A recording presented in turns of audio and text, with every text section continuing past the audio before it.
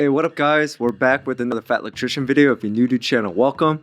This one is America's top dogs, Sergeant Stubby and Chips. Don't know who they are, but yesterday I did do a Fat Electrician review video of him talking about military working dogs, and I mean, so far I really love those videos on just like giving recognition not just to people, but also just who also contributes and does a great amount of things for, you know, the military and all that. So let's take a look at who Sergeant Stubby and Chips are, because I never heard of them.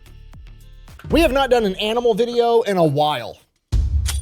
Today we're talking about America's top dogs, probably the most famous American war dog of all time, Sergeant Stubby from World War I, and America's most decorated war dog of all time, Chips from World War II. Now this is normally the part I just realized his tank top says White Boy of the Year.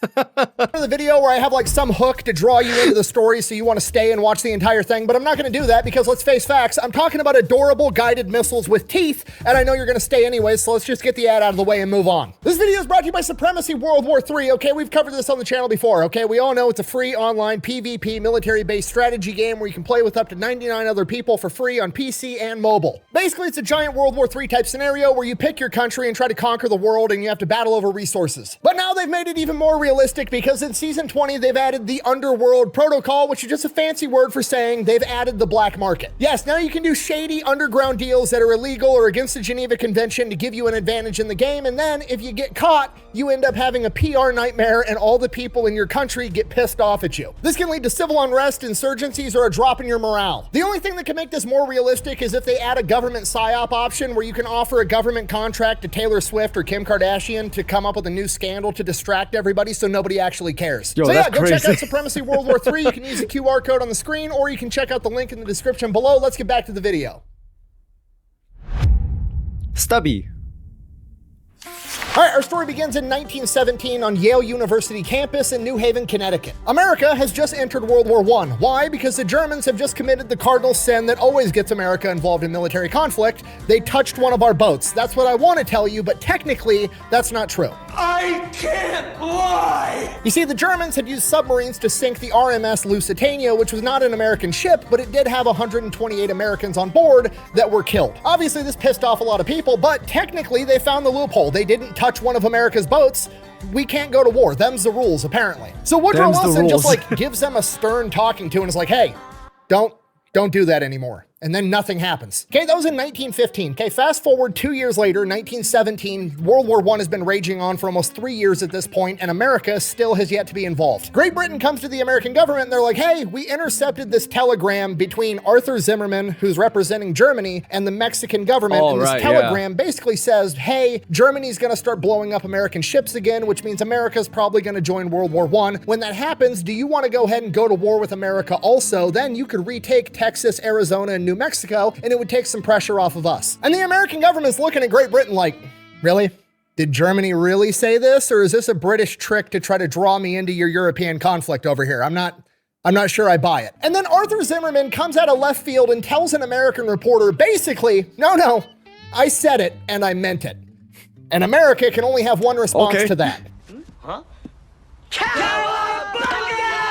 So America joins World War I, but the problem is America doesn't really have a military right now. I mean, they have a military, but it's small, it's tiny. It's not some big force that they're going to send over into World War I and have a meaningful impact. So they have to raise and build a massive army. To do this, they start training people to join the army wherever they can, including college athletic fields like at Yale University, where they're training the 26th Infantry Division, aka the Yankees. It's basically basic training. They're going to teach how to march, they're going to teach a rank structure, how to salute, all that stuff. And then when they do actually get to the part of, you know, here's a rifle, here's how to use it, they don't even have enough rifles for everybody. So most of these guys are training in firearms while holding like broom handles and sticks, imagining that it's a gun for training.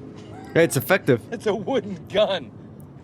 Oh! And one day, while they're doing this, a stray dog shows up. He looks like, you know, some type of dog, looks like a bull terrier. He's got the cut tail, so obviously he has some kind of owner somewhere, but, you know, it's a dog. They're petting the dog. They're hanging out with the dog. They don't really chain him up or put him on a leash or try to keep him because he's missing his tail, which implies that he has an owner or somebody that cares about him, but the dog just kind of never left. He just kept hanging out with the guys of the 26th Infantry Division. And then eventually Corporal James Conroy becomes the dog's caretaker, names him Stubby, and he becomes the unofficial mascot of the 26th Infantry Division. So now Stubby's just hanging out with the boys while they're training all day on Yale University campus, and eventually he starts trying to do what all the other guys are doing, right? He's one of the boys, he's one of the homies, so he starts marching in formation with these guys, and eventually he figures out how to salute, and not just like on command like it's a trick for a dog. Stubby can salute on command, but he can also figure out like, oh, if an officer walks in the room and everybody else stands up to salute, Stubby sits down on his butt and then raises his hand to salute also. And he salutes anybody that salutes him. And this goes on for months. Just Stubby's one of the homies. Everybody loves him. And then by September of 19... Hey, man, there is a spirit of a Marine in that dog. I'm telling you. 17, it's time to ship off over to France, at which point, obviously, they're not going to be able to take this dog with them, so Corporal Conroy has, you know, the Disney kids movie moment of like, go on, boy, get out of here, I can't take you with me. They then all hop on the train, and then they're going to take that train out to a naval yard, get onto a ship, and then head off to France, and Stubby didn't listen, he snuck onto the train as well. So now Stubby's at this naval shipyard with him, and the guys of the 26th Infantry are like, I mean, we can't just abandon him here in unfamiliar territory. I guess he's coming with us. Now the problem is the Navy's not about to let a dog onto their ship. At least the chain of command of the Navy's not about to let a dog on their ship. But the man in charge of Stubby is Corporal Conroy, and Corporal is an E4. He's part of the E4 Mafia. So he goes over to the Naval E4, hits them up and is like, hey, we got to smuggle a dog onto your ship. And the Navy guys are like, fuck yeah. They hide Stubby inside of a coal bin, smuggle him on board, and keep him hidden the entire voyage to France. By the way, I did the video of the Fat Electrician reviews the E4 Mafia, so it's on the channel if you guys are interested. Just want to share that. They make port, now they gotta smuggle him off, so Conroy just grabs a big overcoat, stuffs Stubby inside the overcoat and is holding him, and just walks right off the ship while a bunch of the other guys are like running interference, trying to crowd around him not to make it obvious. Say hello to Grandma. Somehow it works. They manage to keep him hidden for a couple of days, but then one day the chain of command walks inside of the tent and there's a fucking dog in the tent, and he's like, why is there a dog here? You guys can't have pets. And Stubby reads the room, sits down and salutes this officer, and the officer's like, I'm going back home in a couple days. You guys are getting a new chain of command. I'm just going to pretend I didn't see this. And he leaves. A couple more days go by. Hey, it goes to show customs and courtesies can go a long way.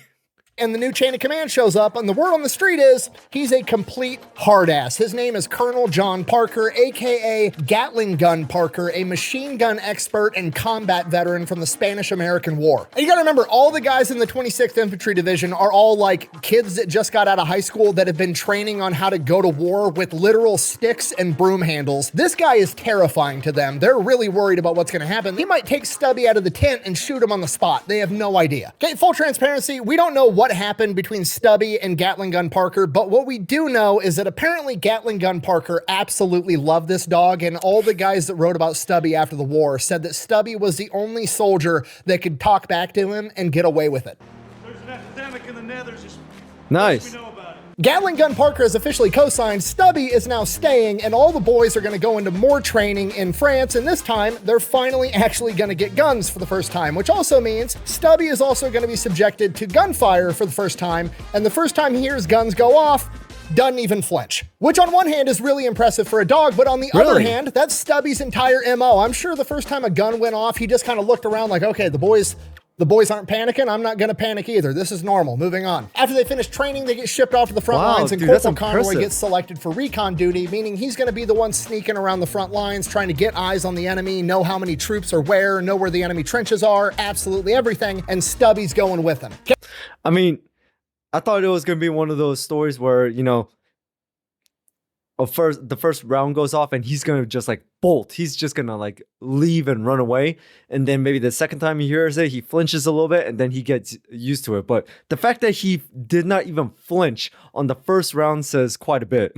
Hey, now, a couple things happen during this period. Stubby comes to understand, okay, Germans are the bad guys, the ones that smell like sauerkraut and speak German. Got it. He knows they're the bad guys, but because he's on recon duty with Conroy, he also goes all over the place. He's not just standing in one trench around the same 5 guys all the time. He's getting shown off to all of the Allied forces. So now pretty much everybody knows about Stubby. They know who he is. Everybody loves him, but he also gets exposed to French and British people, and Stubby fully understands who's French, who's British, who's American, who's German, and he knows that the Germans, as far as he's concerned, are the bad guys. This goes on for a little while, and then on March 17th, 1918, Stubby has his first run-in with mustard gas. Now, according to the popular story that you see reiterated on like Wikipedia and a bunch of articles, allegedly Stubby was wounded by mustard gas and ended up in the hospital. As far as I could tell, that's not actually true, and it's not true because prior to this, Corporal Conroy and a French lieutenant had a custom gas mask made for Stubby, so while he was exposed to mustard gas, he had a gas mask, and as far as I could tell, he was never actually injured by it. So that's good, and even better than that, Stubby is a really smart dog that recognizes patterns and acts accordingly. So after being exposed to mustard gas for the first time, presumably from his perspective, there's a really high-pitched whistle from the artillery coming in, and then they land and everybody freaks out and puts these masks on. Well, not all the humans can hear this high-pitched whistle as soon as a dog can,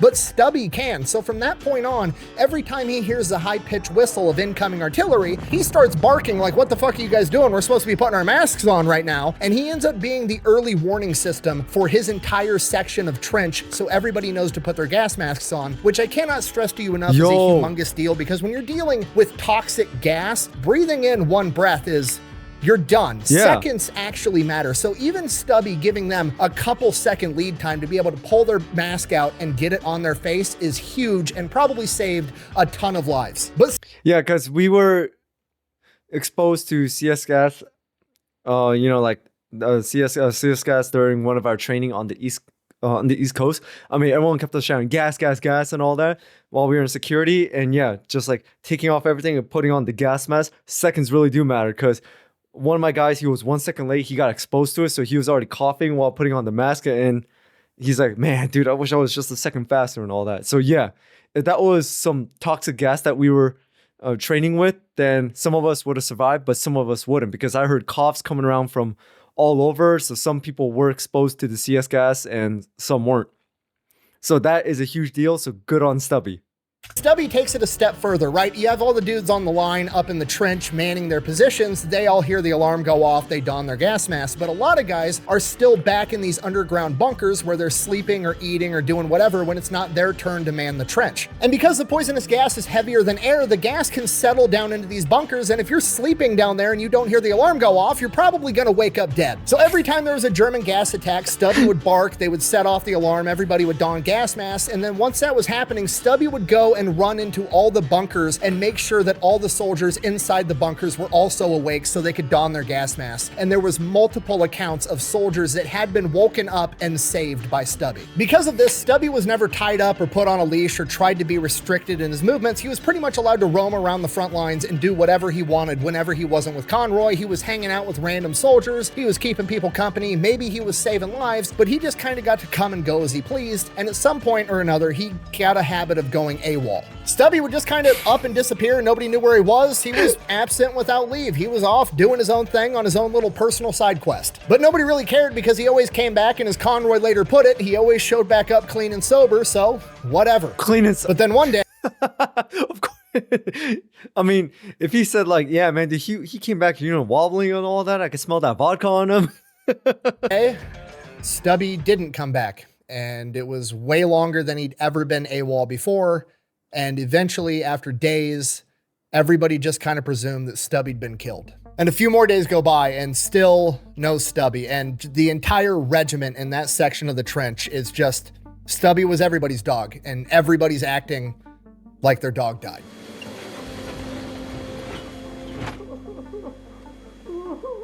And then a couple days after that, there's this French unit coming through their AO, and one of the 26th Infantry guys, not Conroy, just one of the random guys, but obviously well aware who Stubby is, sees that a French lieutenant has a dog that looks an awful lot like Stubby on a leash. So he grabs some of the boys and they go over to investigate, and sure enough, it's Stubby, at which point he politely informs the French guy, "That's my fucking dog." And the French guy says, "No, it isn't. It's my dog."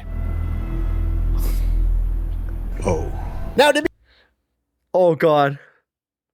Uh-oh. I already see where this is going. Oh no.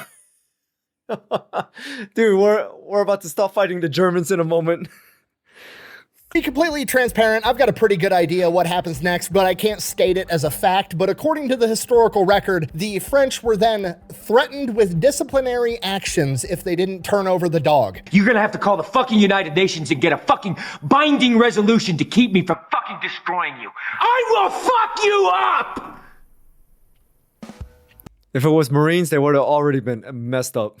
So yeah, the French went ahead and surrendered Stubby over to the 26th Infantry Division, which is just, you know, foreshadowing for the next World War. So Stubby's back, he's going on recon missions with Conroy, he's hanging out with the boys on the front line, he's being the early warning system, and then they teach him how to kill rats. Again, seems like something minor, but it's actually a huge boost to morale because the rats were just making everything absolutely miserable living inside of these trenches. You're in close quarters with all the guys, everybody's getting sick, everybody's cold, everybody's hungry, and then you've got these big ass rats that are the size of house cats running around, and these rats are carrying lice and fleas, and the lice and fleas are just making everything about life miserable. Here comes Stubby to kill all the rats. From here, the 26th Infantry Division gets orders that they're going to be going and moving to a different section of the trench where they're going to be relieving the 1st Infantry Division, and they're going to do it under the cover of night, not wanting the enemy to know about their troop movements, what units are where, so on and so on. So that's what they do. They do everything at night. They try to be sneaky. First morning, they're there. The Germans have a big-ass sign hung up that says, "Welcome 26th Infantry Division."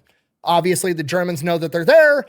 Probably not a good thing, because the Germans probably assume that that means that these are fresh new recruits that haven't seen combat and aren't trained, and it's going to be an easy fight. So they're going to launch a massive offensive, which is exactly what they do, and it becomes to be known as the Battle of Sedge-Prey. During this battle, Stubby is doing exactly what Stubby does. He's alerting for incoming artillery. If he's not doing that, he's hanging out with wounded men, trying to improve morale. The accounts vary, but at some point during this battle, Stubby takes shrapnel in his chest and his leg, either from a German grenade or from artillery. He is then rushed to the rear to the aid station by his guys, and they try to give him to the doctor, and presumably the doctor's like, major battle going on, kind of busy, don't have time to deal with the fucking dog right now. Not realizing that, yeah, he sees a dog, but these guys don't see a dog, they see one of them. An altercation ensues, and ultimately, the doctor winds up taking care of the dog. Stubby winds up getting the shrapnel removed, his wounds cleaned, and spends a month recuperating, and then returns back to the front lines with his men. By July 18th, the Allied forces go on the offensive. It is no longer stand in the trench, wait for the enemy to bum rush you, and shoot him down with a machine gun. It is now, we're getting out of the trench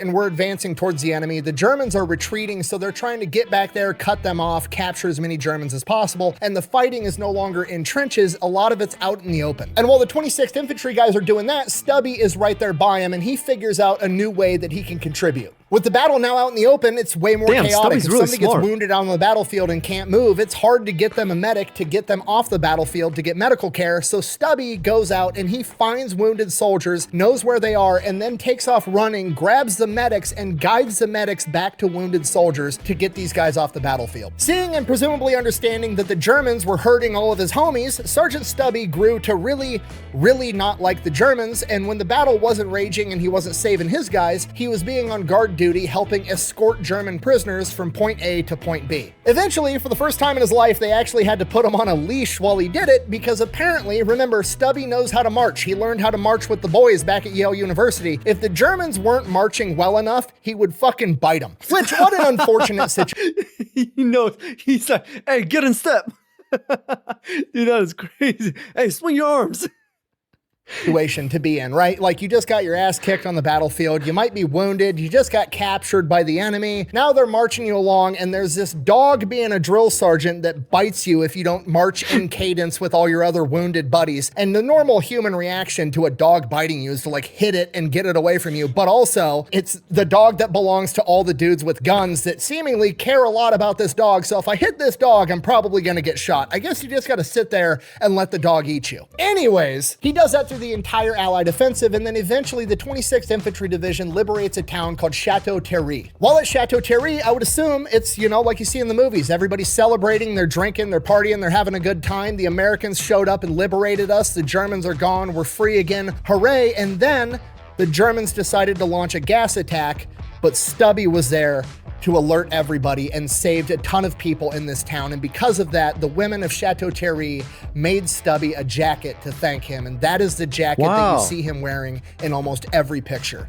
But wait, he keeps on using some sort of like cartoon animation for this visualization, and it matches the story. So it looks like maybe that was one of the sources for all of this. What is that animation called? From here, Stubby and the 26th Infantry Division partake in the St. Michael Offensive, and then they are in the Battle of the Meuse-Argonne, the last big battle of World War I. On September 26, 1918, the very first day of the Battle of the Meuse-Argonne, Stubby is going about his normal duties, doing Stubby stuff, when he notices a German. Oh, C-Spot Run. Now, to be Dude, that was one of my favorite movies growing up, man. It was amazing. If you guys haven't seen it already, highly, highly recommend watching that movie if you're a big dog lover. C-Spot Run. To be fair, it's debated as to whether or not this German was in a German uniform or if he was in an Allied uniform, but everybody pretty much agrees this guy was a spy and Stubby found him. Personally, I like to think he was in an Allied uniform being extra sneaky, and Stubby just rolls up like, You smell like you sauerkraut. don't smell like one of my boys. You stink. You smell like beef and cheese. You don't smell like Santa. At which point, the German just knows he's cooked. Stubby then proceeds to bark, alerting the rest of the guys to this intruder, biting him in the ass and wrestling him to the ground and holding him until his guys can come capture him. Bro, that is Dog, crazy. please don't bite me, dog. And I turned around to jump over the fence. The dog grabbed my ass. For this, he receives an honorary battlefield promotion to sergeant, and his sergeant stripes are stitched onto his jacket that Look at was those given to him medals. by the women of Chateau Thierry. But it gets better, because on the Spy, they found an Iron Cross, which is like the highest medal that you can get in the German military at this point in time. And under the rules of fucking finders keepers, that is now Sergeant Stubby's Iron Cross, which he then had mounted on his jacket in the very appropriate location of right below his ass. From here, Stubby continues. I was wondering where it was. It's right here. Because I was literally scanning from top to bottom going, where's this medal? And then I saw it. In the very appropriate location of right below his ass. From here, Stubby continues to serve with his guys all through the Battle of the Meuse-Argonne and all through the rest of World War I until Armistice Day, when it comes to an end. When it was all said and done, Sergeant Stubby had been in combat for 18 months straight. He helped in 17 battles and 4 major offensives. And after the war, Sergeant Stubby became a celebrity. He was America's goodest boy. He led parades. He met 3 presidents. He met General Pershing, the American general that led all of World War I for the American side. And General Pershing gave him a gold medal, and the rumor is Pershing also made his promotion to sergeant official, but there's no documents of that actually surviving. But let's face it, if General Blackjack Pershing looks at you and says, "You're a sergeant," you're a sergeant. I don't care if he signed the paperwork or not. Sergeant Stubby and Conroy basically traveled the country on this enormous PR tour where he is given a ton of different medals and awards from different humane societies and military organizations, all of which get donned on his jacket. And after the PR tour, Sergeant Conroy takes him back home, where he gets to live happily ever after until finally passing away at the age of 10 in 1926. So I don't 70 know years a old. lot, but I do know it's a good thing for the enemy that Sergeant Stubby got a happy ending. Good dog. There we go. Now we're getting to chips. And now for my personal favorite, chips. So by World War II, as far as dogs goes, the American government had learned its lesson. Dogs are pretty fucking handy to have around and to give to the grunts, and they can do all kinds of stuff. So in World War II, they had a war dog program. Basically, the American government came out and just asked the civilian population for help. They're like, hey, we need dogs to go to war with. If you've got a good working dog that's like 1 or 2 years old, bring him in, get him checked out, and if he qualifies, you can donate him to the war effort. And one of the dogs that was volunteered for service was Chips, a Collie Husky German Shepherd mix. And he came from Pleasantville, New York, from the Wren family. The Wren family had 2 young daughters and a brand new baby boy, John, and the 2-year-old Chips. And Chips was super protective of the kids. He was a great dog. He would also chase off the mailman every time he tried to deliver the mail. He was wound a little bit tight, but he was a puppy. He was everything the United States military was looking for, so the Wren family reluctantly offered him up for service. So in 1942, Chips gets sent off to Virginia to go through sentry dog training. Basically, he's going to be a guard dog for military bases overseas. He graduates from training, and then he gets assigned to a handler, a guy by the name of John Rowell. As far as being, a sentry dog, a guard dog on a military base, not really what goes down, because Chips and Private Rowell wind up getting attached to the 3rd Infantry Division as they're getting ready to make their amphibious landing into North Africa for Operation Torch. Yeah, Chips' first day on the job is to make an amphibious amphibious landing into combat in North Africa, literally the spearhead of the entire Allied forces. They make the amphibious landing, goes as good as it can. Obviously, the bullets and the explosions scare the shit out of him at first, but he gets used to it. They advance 300 yards inland, and then Private Rowell, Chips, and the rest of their platoon gets pinned down by an enemy machine gun nest with 2 machine guns in it. It is at this moment that Chips decides that he's gonna do some gangster shit. He rips the leash out of Private Rowell's hands and runs straight towards the machine gun nest. Ready, guys? Let's do this. Oh, I've seen this. Dragons! Oh my god, he just ran in. Somehow he Yeah, I know. Chips is probably like, hey, let me at him. manages to not get shot, jumps into the enemy machine gun nest, and then within a couple of seconds, all of the machine gunning towards the men stops. So the men start advancing, and as they're advancing, they hear gunshots and screaming going off inside the machine gun nest, and then everything gets quiet, and everybody's like, shit, Chips just got killed. Call an ambulance! Call an ambulance! But not for me. Couple seconds after that, the screaming resumes as they see Chips dragging an Italian machine gunner out by his neck. Private Rowell calls Chips off before he kills this guy, and then 3 more soldiers walk out with their hands up and surrender. From here, they take the enemy soldiers prisoner, then they go inside the machine gun nest to see what went down, and both machine guns are ripped off of their mounts. And Chips has burns on his face and mouth. Chips had went in there, fought 4 grown men, and ripped both the machine guns off their mounts so that the men could advance and get him. Despite being wounded, he stays in the fight all day long, and later that evening on the very same day, 10 Italian soldiers are planning on launching an ambush on his platoon, but Chips manages to spot him, alert his men, and they get captured and taken as prisoners as well. And that's just the first day. Chips and the rest of the 3rd Infantry Division fight all the way through Morocco and Algeria, and once they capture those 2 countries, there's a little bit of a lull in the battle, at which point the platoon leader for Chips's platoon nominates him for the Distinguished Service Cross, the 2nd highest medal in the United States military, Well deserved. second only to the Medal of Honor. This gets kicked up the chain of command to Major General Leon Truscott, and he's like, all right, I don't know if I can give a dog the Distinguished Service Cross. We're gonna give him a Silver Star, and he approves it, and Chips is awarded a Silver Star. Not an honorary Silver Star, not a special award for dogs. Chips the dog is given a legitimate Silver What's Star. his rank? At which point, apparently General Eisenhower, you know, like the Allied Supreme Commander, the most important general for the Americans in World War II, wants to meet the only dog in American history that has a Silver Star, so he goes to meet Chips. And apparently nobody told Eisenhower that you're not supposed to try to pet sentry dogs because they're instructed to bite anybody that isn't their handler that tries to touch them. He nips Eisenhower on the hand. Luckily, Eisenhower's cool about it, and actually to this day at the Eisenhower Presidential Library, you can go there and schedule a time for your kids to take a 50-minute class on military working dogs that highlights Chips, and there's even a coloring page and a section in the course that highlights that time that he bit the future president on the hand. What are you drawing? It's just a goodbye card, that's all. It's sweet. After that, So this is what I see so far. Sergeant Stubby was really good for early detection alert and also warning people, keeping an eye out, vermin control, and also spotting spies. But Chips seems to be a lot more aggressive. He wants to attack. He just wants to rip someone to shreds rather than alert someone. I mean, he did alert, you know, the 10 Italian men ambush, but besides that, I just see like that's the difference between the two. But they haven't mentioned what Chips' rank is yet.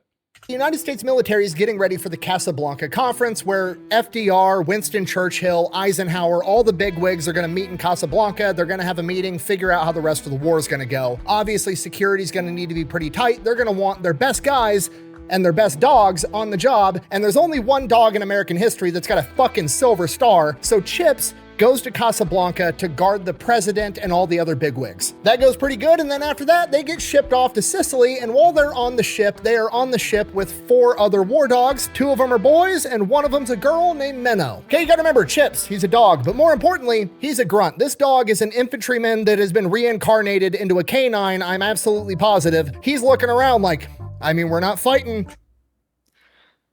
Oh no. He said that one of the dogs is a female. I'm willing to place money down on what's about to happen. and I can't open a beer, there's only one thing left to do. You'll find on the child. So yeah, Minnow gets pregnant, has 9 puppies, 5 of which become unit mascots, and the other 4 follow in their parents' paw prints and become military working dogs. And Chips officially becomes the reason that, at least for a period of time, all female working dogs have to be spayed before getting deployed. So Minnow gets to take the rest of the war off. She's busy having kids. Chips, on the other hand, goes into combat in Sicily, where he fights in the Battle of Salerno. After that, he is officially awarded his Silver Star in the field, and all of the guys in his platoon are like, holy shit, that actually worked. We need to write him up for a Purple Heart too, because he got wounded getting burns on his mouth from those machine guns. So they also write him up for a Purple Heart. So the paperwork gets sent in, and some paper pusher at the award committee gets so butthurt at the notion that they wanted to give a dog a Purple Heart, he decides he's not just gonna deny it, he's also gonna write a letter. Oh my God, she's gonna have a bitch fit. Oh, better yet, I'm gonna write a letter. So he writes a letter to FDR and the Department of War and basically throws a bitch fit that they gave this dog a Silver Star and now they want to give him a Purple Heart, and then leads a campaign to have Chips' Silver Star revoked. And Man, he better pray to God that those grunts do not find out who he is. Chips, dog hero, maybe denied Silver Star. Yeah, dude, this guy's about to get jumped.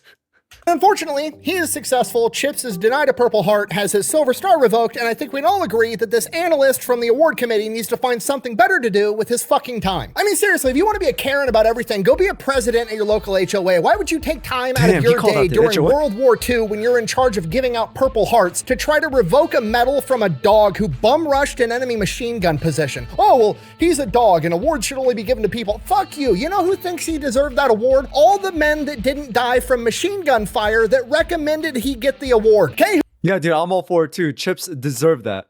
Who gives a shit if Chips is a dog? He did some gangster shit. He performed an act of valor. He earned the award. Give him the award. Just because he's got 4 legs and fur doesn't change the fact he did the thing to get the reward.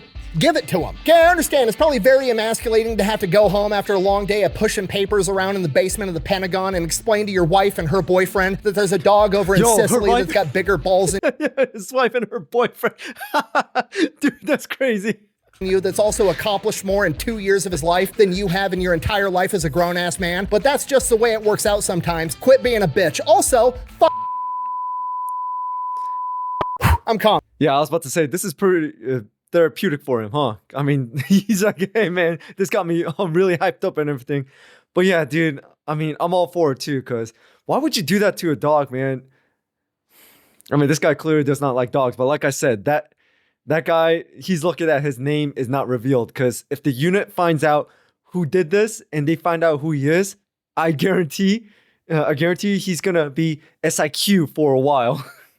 Okay, so Chips winds up fighting in frontline combat up until December of 1943. By January of 1944, he is taken away from frontline combat, given a new handler, and sent on prison guard duty. While there, he gets the nickname the One-Man Guard Company because apparently he could keep 60 dudes in check all by himself. And Chips performs that duty till the end of World War II, and before getting shipped back home to America, his platoon gives him an honorary theater ribbon with 8 battle stars for the 8 campaigns that he served in. Chips is then shipped back to Virginia, where he is given more training to help him readapt to civilian life, and then he is put on a train and shipped back to New York to the Wren family. The Wren family then meets the military escort at the train depot to pick up Chips, and little Johnny, who was only a baby when Chips was sent off to war, is now 4 years old. And can you imagine the excitement of a 4-year-old boy who has been told his entire life, you have a dog, buddy, but he's off at war fighting the bad guys right now, and he finally gets to come home and you meet him? I think I actually found a picture of it right here. So little Johnny, at least at this moment, is probably the happiest boy on the planet. In addition to getting Chips, they got all of his discharge paperwork, and with that paperwork was a letter from Chips's last handler while he was in the military, and it reads as follows, and I quote, "We had quite a few nights on the same cot or bed or whatever we could get. He's the best friend I've ever had. No one in the world has a better dog than you." Also worth noting, his discharge paperwork, like his official discharge paperwork, refers to him as Mr. Chips, which I think is hilarious. The clerk at the Pentagon took one look at this dog's service record and put some respect on his name, and I appreciate it. Also, I know it's probably not true, but I like to think they gave him a full rundown of everything Chips did while he was in the military. Mr. Wren's sitting there like, okay, buddy, let's see what you've been up to. Okay. They made it sound like Chips was a civilian contractor rather than military personnel at that point. Okay, day one, dragged a grown man out of a machine gun position by his neck, forcing him to surrender. Okay, forced 3 more guys to surrender, suffered burns to his mouth after dismounting a machine gun by himself. Holy crap, this dog is awesome. Then proceeded to capture 10 more guys on the same day. Holy shit, honey, our dog is a superhero. For this, he was awarded the Silver Star, then had his Silver Star revoked, then he was the guard dog for FDR, then he bit General Eisenhower on the hand. What the fuck is happening right now? What did you do? Then on a boat to Sicily, he fathered 9 children and is formally the reason that all female working dogs have to get neutered. Sweetheart, Chips might be the man of the house now.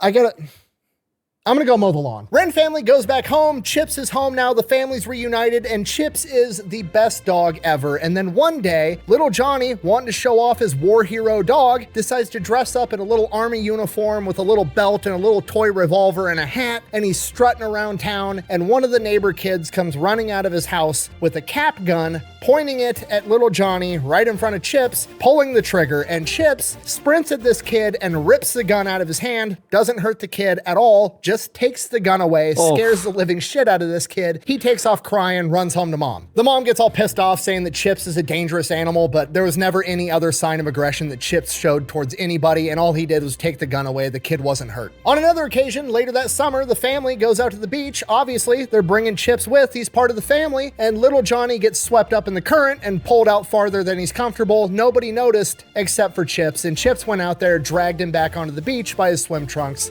saving Johnny. And Chips and the Wren family. Dude, dogs are a man's best friend, man. I swear to God, if you give them everything, they will give you everything as well. They got to live happily ever after. Unfortunately, ever after didn't last long enough. 7 months after being reunited with the Wren family, Chips would pass away from kidney failure and be privately buried by the family. And that is the story of America's top dogs. Chips, the most decorated war dog in American history, and Sergeant Stubby, probably the most famous war dog in American history. Thank you for watching. Best way to support the channel is go buy some merch, maybe drink some Echelon, check out echelon.tv. Links for all that over at thefatelectrician.com. Quack bang, out. If you want to read more about some animal war heroes from World War II, Robin Hutton has this book called War Animals, The Unsung Heroes of World War II. It's really good, just features a ton of different war animals in World War II. She also wrote an amazing book on Sergeant Reckless that I've already done a video on. And then Ann Bossum actually wrote a book on Sergeant Stubby. And if you have kids, there's an animated Sergeant Stubby movie that came out in 2018 that I watched with my boys a couple of nights ago. They really enjoyed it, and the movie is actually really good, so go check it out. Was that what he used here?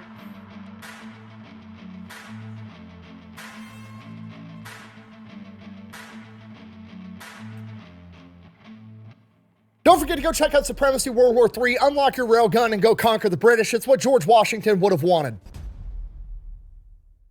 Yeah, I was just double checking there at the end, making sure there was anything more, but then I saw his face again, so I thought, okay, he probably put a second outro on there. But either way, this was really great. I loved it. Man's best friend, bro.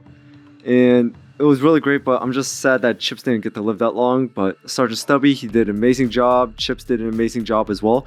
And the merch that he just showed right now, it did say on the shirt, it said the Virginia Giant. I think it's one of those recent videos that he did. I think it was, I forgot what it was called, but it was about one of those. So that's what the new merch is about.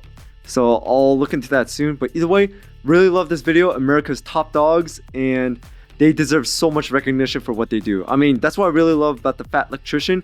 Everyone that is forgotten or an unsung hero, he will put them into the spotlight for everyone to learn. I learned so much from him, so I really love his video. So again, shout out and credit goes to the Fat Electrician for doing an amazing job, and I really love his content. But besides that, that's all I got for today. So thank you so much for tuning in. Thank you so much for watching. Hit that notification bell so you know when I drop more videos. Also, shout out to all my members, subscribers, viewers. You're amazing. Thank you so much for your support. Really do appreciate it. Oscar 1 Hotel, signing off.